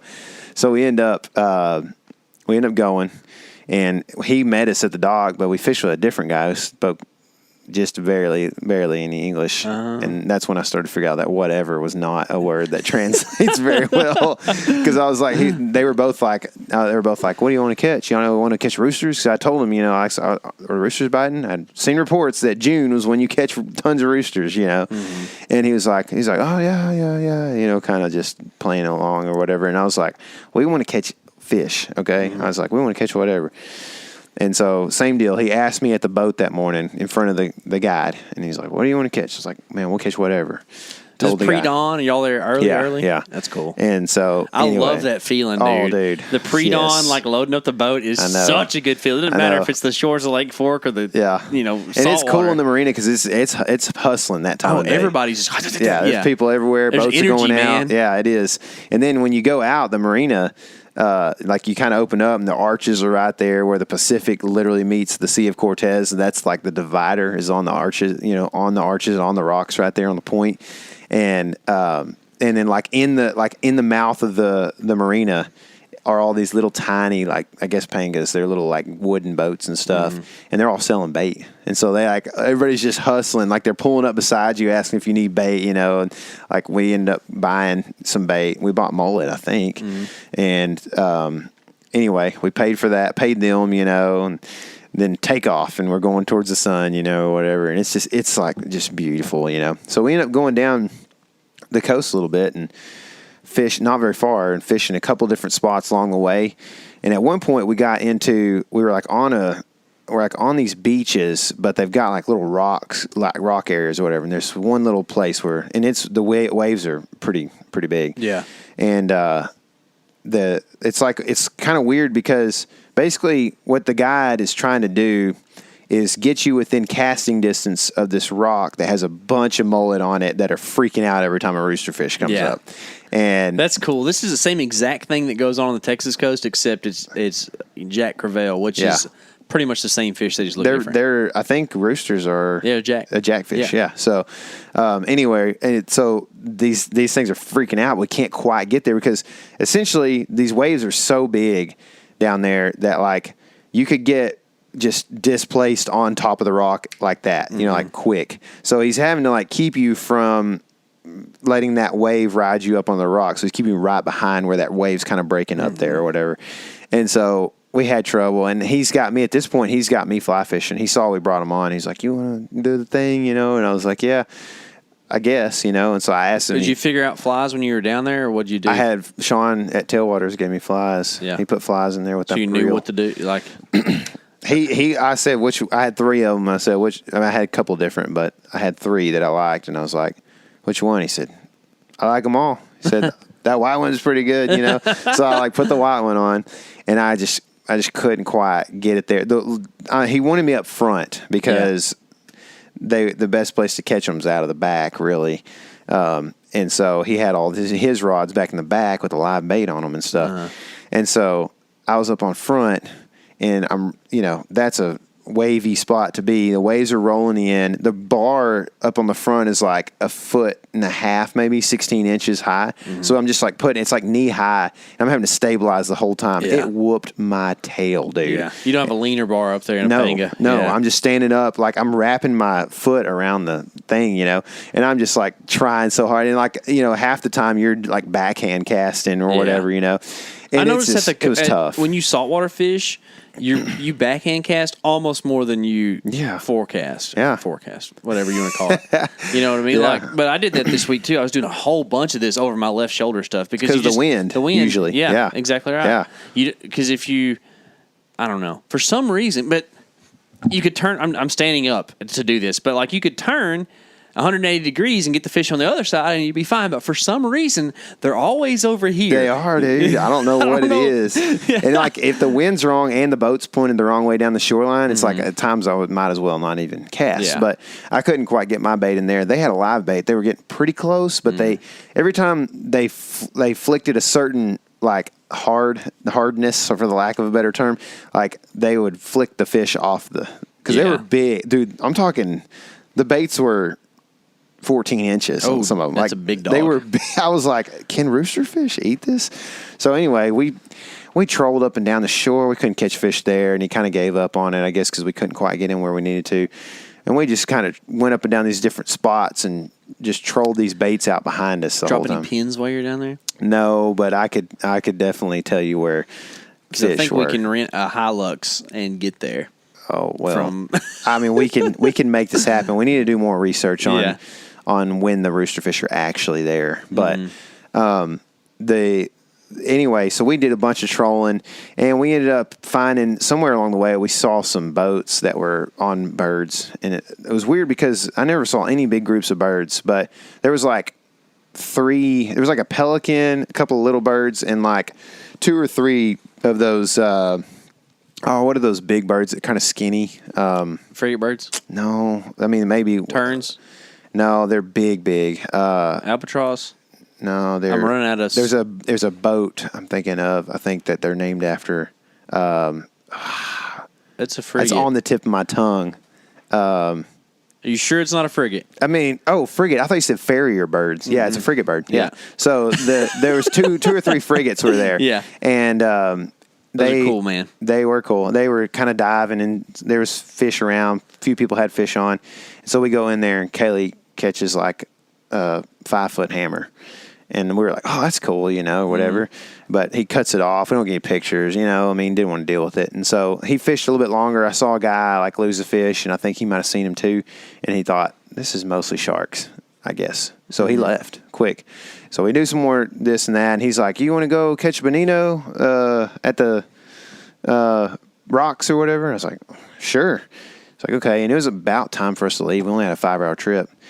So we go over there, and I'm like, where are all these fish? And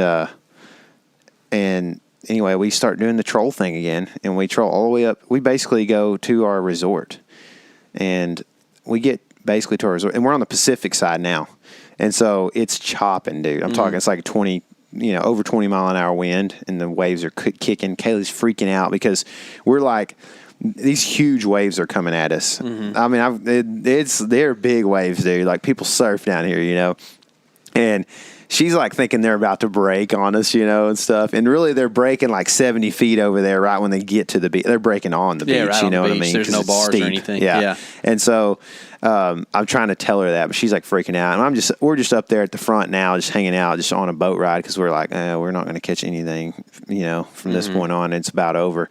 We get to where we're basically right in front of our resort, and there's this little rock area, and I could see up there, I could see the rock and some of the water doing weird stuff around it, and I see this other thing I'm thinking is rock, and all of a sudden this whole thing like ripples, and I'm like, is that a weird current around those rocks?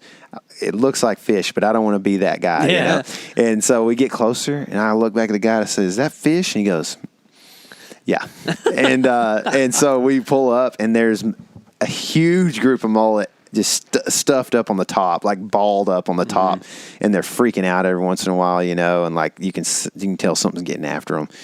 And then Hunter, and he had seen a couple of roosters fall on these fish, and he was the guy on the rod back there because Leah was up next, and so he was keeping an eye on everything, and he could never get hooked up, and he was seeing them, but I didn't see a rooster all day. And so the waves it's epic, dude. The waves are just like kicking, and it's like kind of like a little bit overcast for a while there, and these fish are doing this thing. We're trying to get position on them, and I'm like, it's blowing hard, but I'm trying to get a fly in there. I'm just like, wow, whipping all over the place. I got freaking line tangled up on everything. I'm trying desperately to get a fly into the middle of that thing, Couldn't really get it there, and the wind got bad for me, so I started kind of chilling for a second. And we were kind of pulling the boat back around to try to get in these fish, and another boat was working the same group. And Hunter had those live baits back there. And all of a sudden, like I look back and I see him, and he picks the rod up out of the holder, and he's like, I can tell, and I'm like, is it a fish? He goes, yeah. And he didn't have it on, but he had seen something or something like that. So I was like, is it a rooster? He said, yeah. So I look back there, and it's just, I'll never forget this sight. But all of a sudden, this giant comb comes out of the water like a daggum shark, going right to left and fast. Really? Comes out of the water, combed up completely, and it's like heading in the direction of his bait. And I'm like, this is freaking cool. Like, I am hooked from now on at this point, And all of a sudden, the rod loads up, and the fish is on there, and he just puts him on there. and the fish is on. He hands the rod off to Leah, and this fish is like zzz, just taking line, dude. And it's like, and we get kind of like in the waves real kind of wrong and stuff, and we start heading like one of the big waves like kind of washes us kind of off a little bit, and so the captain's trying to get the boat right, and he kind of gains us some line back and then lets her fight it a little bit, and like pretty quickly, you've probably seen this happen. Fairly quickly, we get this fish up kind of closer to the boat, right? And it kind of comes up high, and I'm like, oh my goodness, it's a giant. It is a giant rooster fish. And the fish gets she works up to the boat pretty quick, and it sees the boat, and it's just like, zzz, to the bottom. Yeah. It goes again, and she ends up fighting the fish for at least 30 minutes probably. Wow. It was epic though. Like, dude, I was like, I wanted this to be my fish so bad. Did you get footage of this? Yes, I got a lot of footage. Oh, sweet. And so, like, the fish is like, we're finding this fish, and the way the guide was running the boat was not how I would have run the boat. I'm not saying that he did it wrong, but he was kind of keeping the fish right close to the motor, and Hunter kept having to like take the rod and like put it out, 'cause she was sitting down working it in the fighting chair. He kept having to like put it around the motor. Fighting chair in a panga? Yeah, little one, or whatever. And so anyway, but they were, he was trying to get the fish to work back over this way, but the guide was not running the boat that way. He was kind of running it back, kind of like, I don't know, it was weird, but like I think he was like using prop wash to calm the fish down. Because when the fish would get close to the boat, that's cool. He would like vroom with the motor, and he would run all this prop wash down there where the fish couldn't see it. And the fish, I started looking at GoPro footage, and every time he would do that, the fish would kind of like ease into that prop wash like it was cover. And so then she would be able to pull it in. It would like relax the fish. If that's the case, that's next level. It was next level. And I think he was doing it. This guy grew up fishing his whole life, he said. And anyway, long story short, we get this fish in. Oh, so you landed it? We land the fish, and he gaffs it. Oh, shoot. Yeah. Like no questions asked. Oh, wow. Yeah. He gaffs the fish and like kind of checks it, because this fish is big. He's like checking to see if he can actually get it in without it ripping off the gaff, and pulls it in, and we freaked out, dude. The fish was almost 5 foot long. That's a big one. Like a 60-pound rooster. That's real big. Giant. Golly. That's cool. It's ridiculous. It was like the coolest thing I've ever seen, dude. The comb is 16 inches probably. I mean, it is the coolest thing. Like I'm like, I gotta go back, dude. That's wild. It is. It was huge, dude. That's cool, man. And I got GoPro underwater footage of it. 20, 25 pounders is what y'all would catch. 20s are average. Is the average size fish. Yeah. And we caught one rooster, and it was 60 pounds. That's probably. Cool. I mean, it's definitely a trip saver. You know? know? Oh yeah. We freaked out. I was laughing the whole time the fish was on, because every time it fish, I just think it's so cool that they can rip line. I think that's the coolest thing ever. What were y'all fishing with there? Like rod and reel wise? A boat rod? Oh, they actually had a thing. You ever seen those catfish rods that are spinning reels or whatever? Like that Cabela's and Bass Pro make. They kind of like a generic kind of deal. It was like that, but it was called the Salt Striker. And it was a spinning reel, which Hunter made a good point, and I thought the same thing. When she was fighting the fish on that reel, whatever the line was, I could not see the line, and that was the same rod he said had gotten chased and bit a couple times throughout the day. Yeah, it was the only rod I guess we caught fish on that day. The other one we didn't catch any fish on. And he thinks a lot of it had to do with the line. First of all, the color, and also it was like a braid that was smaller diameter. And we think that while we were trolling, that bait was getting lower in the water column than the other one. I don't know, but anyway, that's what it was a big spinning reel that they were catching them on, and it was just an epic fight. Like it was something that you like write like there's old fly fishermen that write different stories and there's different like writers that have talked about salt, and stuff like that are respected. Like that was a story that would have made an epic piece, just all the different wind and waves coming over. The chair, one of the legs fell into a hole in the boat that was like engineered hole or whatever. And like she almost fell out at one point, and it was just cool. Like it was epic, dude. And like just kind of ominous, and those bait were just like, whoo, and it was overcast, and the comb comes through the water, like everything. I was like, could this please have just been my fish, Yeah. And so, like, I actually, T. Jones never actually picked up a rod with a fish on the other end of it the whole time we were there. But so I was very thrilled to watch that. They gaffed that fish. Y'all ended up taking rooster fish home? We took the rooster fish home, and like all the people at the marina were freaking out. Like they were like, I can't believe that's a big fish. That's a big rooster. But like y'all have meat to eat off of rooster fish. I have meat in my freeze right now. Really? Hunter gave me 2 packs. Cool. They tried to give me more, and I was like, it's all right. How much meat came off of this fish? Bunch. They put it in 5-gallon bags or what? They vacuumed. They vacuumed it and froze it for us so we could put it in an ice chest and fly it home. And we actually took a chunk of one of the fillets to a restaurant right next to at the marina there, and they cooked it 7 different ways. And rooster and jackfish are not really. Most people don't ever like. If you read any article on it, it's like these aren't good. You don't eat jack fish. crevalle. Yeah, that's the word on the street. That's the same thing about rooster. You see that a lot about roosters. Yeah. Remember Jesse told us on the podcast a few weeks ago that rooster. He's like, that's a lie. Roosters are good. Yeah. So we took it. And they cooked it 7 ways for us, and it was amazing. Which was the best? They had this. I forget what it was called. What was it called? Man, it had a cool name. Kayla would remember. But it's kind of like a cream, sauce with like spinach in it, and they did like it's dark meat. Mm-hmm. It's like darker than tuna. Oh yeah, and like it looked like beef or venison or something, Yeah. And they cooked like chicken fried. It was actually I think they had panko. Crust, but it looked like almost like backstrap tenders or whatever that you'd make, and it was amazing. I mean, it's like eating backstrap, but it's even more tender. Yeah, it's cool. It was amazing. I think that there's a whole YouTube channel to be made about eating things people say you can't eat. Yeah, big wild boars. That's it. Yeah, yeah, you can. You can. That's cool though, man. Yeah. So that makes me want to try a jack. Now, yeah, they call them jetty tuna. That's what they're called. Yeah, but people don't usually eat them. We y'all ought to come over and we'll do some cooking one day on them. See what we can come up with. But did you happen to try it sashimi? No, I'm interested to see what that would be. Yeah, a lot of the flavors of the stuff they cooked were pretty bold. Yeah, and I don't know if that's like a hiding it deal or if that's just kind of. Being at a restaurant, and that's what they do. Yeah.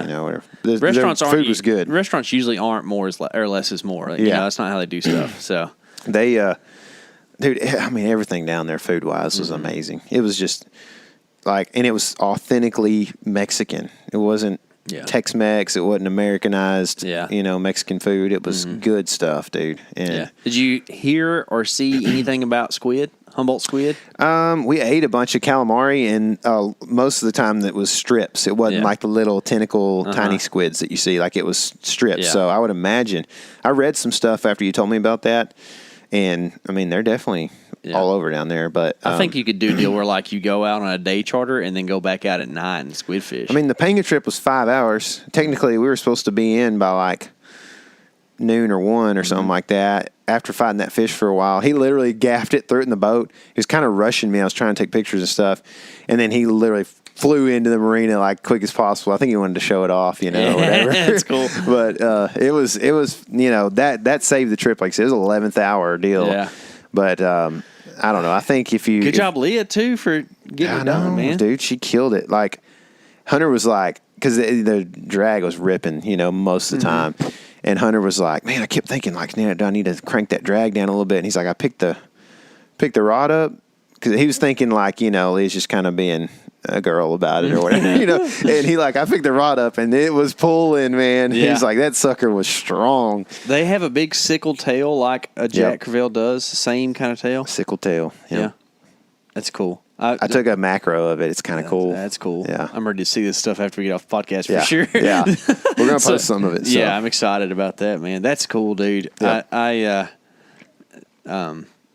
Not that I haven't wanted to do that trip already, but now I'm like, okay. That's why I was go. Like, I didn't catch a fish down there, and I was kind of like getting to the point where I was like, man, like if I go do something like this again, am I going to actually come back to Cabo to do it? Because everything was great, everything was amazing except for the fishing. And I was like, man, am I just getting played down here? What's going on?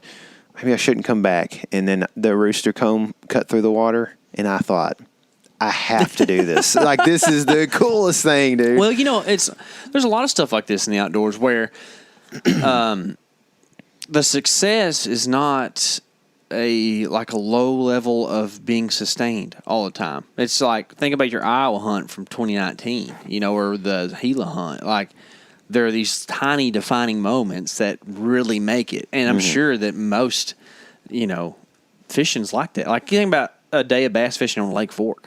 There's if you have a good day, there's 90 seconds of that day that are exciting with a fish on. Isn't that wild? And I mean, I know there's high fives in the boat and stuff like that, but fishing especially, that fish, even the big reds I caught, they're tough, so I'm not super worried about them. But at the same time, you got to be conscious about keeping them out of water too long. Right. 45 seconds or so, as long as you'd want to hold your breath. Yeah. Yeah. And you got to get them back in the water. Yeah. It's weird how it's that way, But I think that, first of all, it sounds freaking awesome. But I think that, if you could convey that you don't mind catching 3-pound fish because you're in a completely new environment you've never been in before, so you don't care what it is, I think that you could have, more fish days and some cool stuff. And who knows, oh, yeah, that's what we eat here, because nobody wants to catch them, and we catch them all the time or something like that. That would be kind of cool. That was the toughest part. I mean, I went up and talked to the captain that first day, and I was like, where the tuna at, And he goes, oh, nobody's catching them. I don't know. It's one of those things, too, I talked to him, and he was telling me June was one of the worst months. But I kind of wonder, me and Hunter were talking, it's like, if you go out and take some guys out in June and don't catch them, do you say this is a good month to catch fish? You know what I mean? Probably not. No. So, I don't know who to trust. I know how this goes. It's like, it's, who do we know that's like this? Not person, but just genre of people. But it's like, I don't know, man. Kind of like my brother didn't put corn in the feeder, I don't know if I'm going to shoot one here this year or whatever, you have to kind of, I guess, cover your tail a little bit whenever you're a boat captain. There's two ways to approach it. You can be super hype and people be like, oh, we're going to catch them all. Or you can be like, man, I don't know if we're going to catch them today. Let's go see. And then have a great day and people are surprised. You know, what are you going to do? Yeah, I don't know either. Did you figure out when you should go? Did anybody ever say, man, March? The first captain told me it sounded like October and November were the months. It sounds like days I'm not going to be there. That's exactly what it's the same thing on the Texas coast, too. I know. And that's what I'm like, where are all these fish that are in these in great numbers in these areas across the world in October, November? Where do they go in June? That's where I want to go fishing for them in June. You know what I mean? I don't know where that is, but please somebody tell me. Yeah. But yeah, I think a lot of those tournaments, they got big money tournaments there that are like $1 million tournaments and stuff. Maui gyms. Yeah, they're October, November tournaments. So I tried to say September, September good, because he was saying, I think striped marlin come in September or something. Say February, because that's when. I know. Well, so I've got an idea about that. We can talk about that later, about where to catch some fun fish in February. But yeah. I mean, I think he was saying the big tuna and some of the big marlin are in October. I don't know. He it's weird because those guys that are driving those boats, they don't really he literally. I don't know if he was just being difficult or lazy or what, but it's anybody that runs a panga because he's trying to get the next day lined up, and he was like, no. And it's I guess it's two different cultures almost. They share the same marina, but it's almost like those guys don't care anything about rooster, grouper, any of those snapper fish or any of that kind of inshore, I guess, type stuff. They just are caring about marlin, dorado, wahoo, tuna. Was there wahoo available? Yeah, I saw one on the Instagram page. It's pretty big. Yeah, they get big and they're about a pretty, week ago. dude. They're cool, but I don't think they catch them very often. I think there's a month or two that they're pretty good there. That's probably one of my top fish I would like to catch. Yeah, it's supposed to be top notch eating too. Yeah. So I know, and they're the fastest.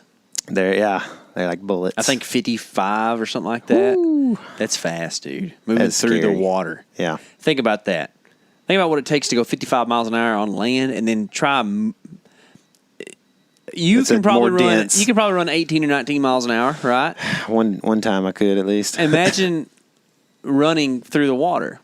You run in knee-deep water and you're running 5 miles an hour, Yeah.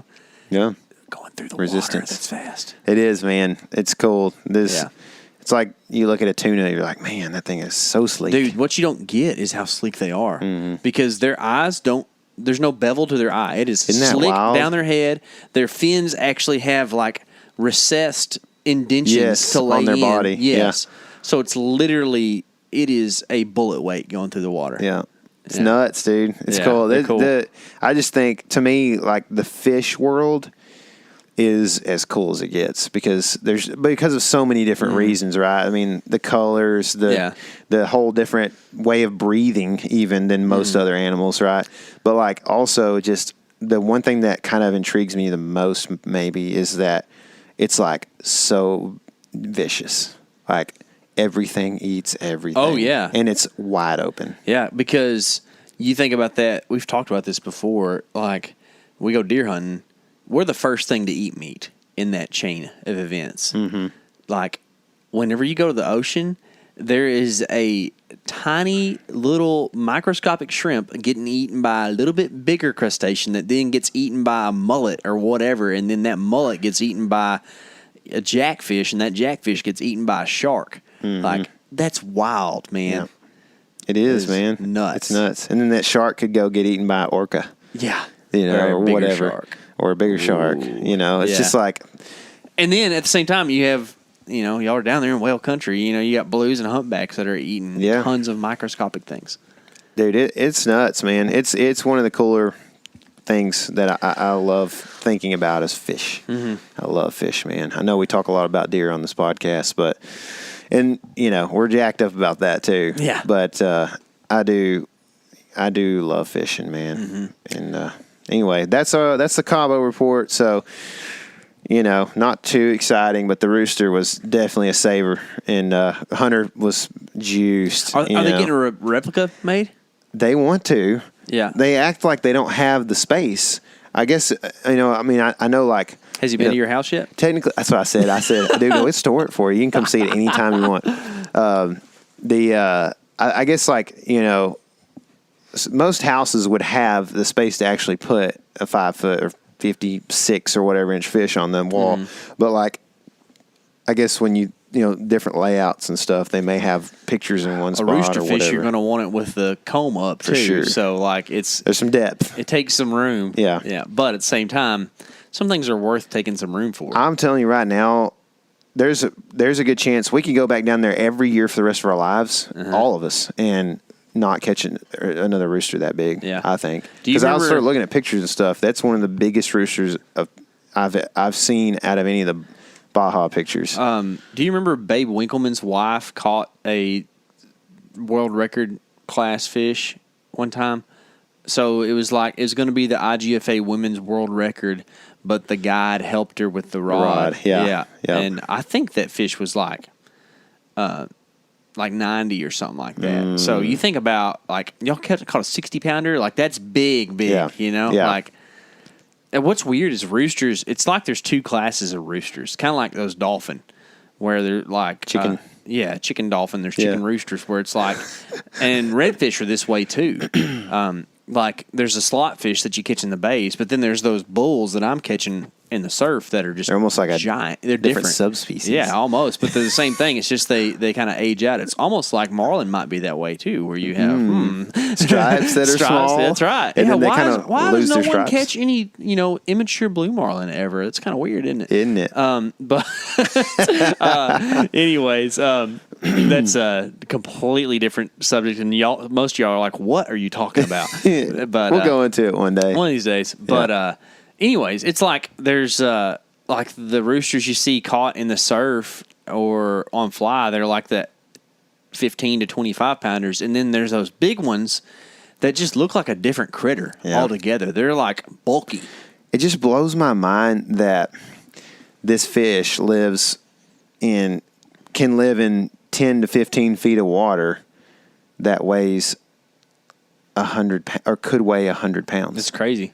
It just it's cool. Could you see the bottom whenever y'all caught that fish? In spots, I don't think we could. It's hard to tell. Technically the water's a different color than it is 100 yards out. So it's further, green on the surf and blue out deep. I mean, literally, there's a line you could see from a resort. There's a line where it just 100 yards difference. Yeah. It turns into blue, or whatever. Yeah. And it's like green there. It's like, I guess, a shelf or whatever, Mm-hmm. But I mean, they were in. It wasn't that deep. I think Hunter said it was like 15. That's cool. A lot where we're at, and it's just. I don't know. It's just crazy because usually fish don't get that big and hang out that close to shore in the ocean, or whatever. It's usually smaller fish that are that close to the shore. So it just it's a cool thing that's like accessible. It's an accessible species that could be caught that's like 50 to 100 pounds possibly, That's cool. It's pretty cool. Yeah. But anyway. Pretty sick, man. Well, Yep. I am ready to see some of the footage and pictures. So I got some over there. We might need to let these peoples go. For sure. They're probably tired of hearing about fishing at this point. It's been longer than I thought it was going to be. Guys, this is the Whitetail Podcast. That's all right. Listen, this is the Outdoors Podcast. All right. Element Wild. Element Outdoors. That's it. Oh, don't say that. Hot dog. Don't say that. You're going to get in trouble. Anyways, we thank y'all for hanging out with us. I hope you're getting out and catching some fishies and maybe setting some trail cameras. Eric has been sending us videos of deer eating beans, and I know that I've been seeing... I'm amazed every year how fast antlers grow. Like the other day, I was like, yeah, they're kind of like getting the G2s, and now I'm seeing deer that literally have their main beams done on Instagram. I haven't seen them in person, but it's like, Jeff Sturgis deer, y'all. Like it's nuts. Like, and they're just growing tines now. So it's like, dude, it's time to get out there on those beans and get pictures. Hopefully, Eric gets some of that done. I know, man. Yeah, I know. He's going to be down here in Texas in 2 weeks or so? And then we'll go to Ohio after that. So it's going to be wild. So we are going to be doing a little bit more fishing. I would imagine. We're going to go up, do Map Scout Challenge stuff in Ohio, Pennsylvania, and Michigan.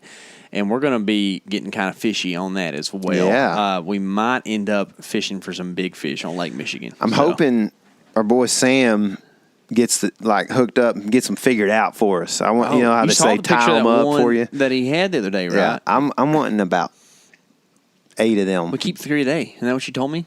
Is that right? Isn't that the law? I thought it was 2. Maybe either way. I'm taking Eric's fish. Oh yeah, give me steelhead, give me walleye. Oh, that's the thing, dude. You can rip a laker, and that's something Yeah, I'll eat all that, dude.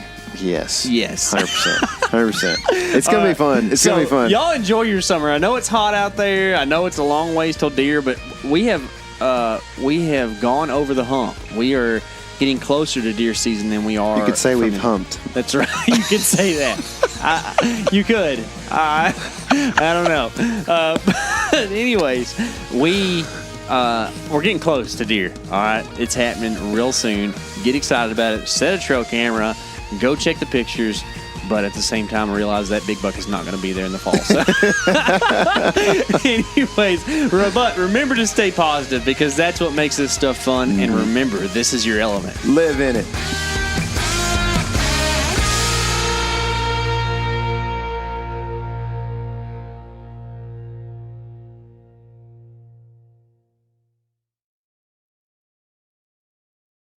Hey guys, turkey season is in full swing right now, and if you are planning on getting after it, make sure to pick up some Meat Eater Phelps turkey calls to stuff into the old turkey vest or into your fanny pack right now. I carry a few different things. I like to use mouth calls, and I like to use pot calls.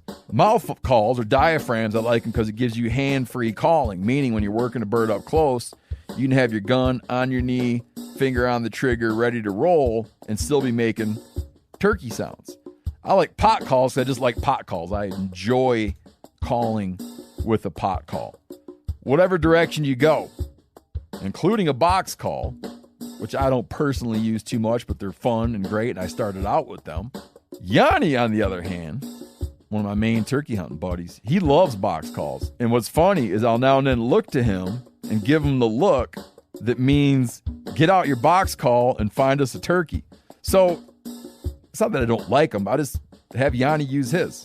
Then I don't have to carry it. Go to Phelps Game Calls. Get calls that are made in the USA and get calls that'll get them close.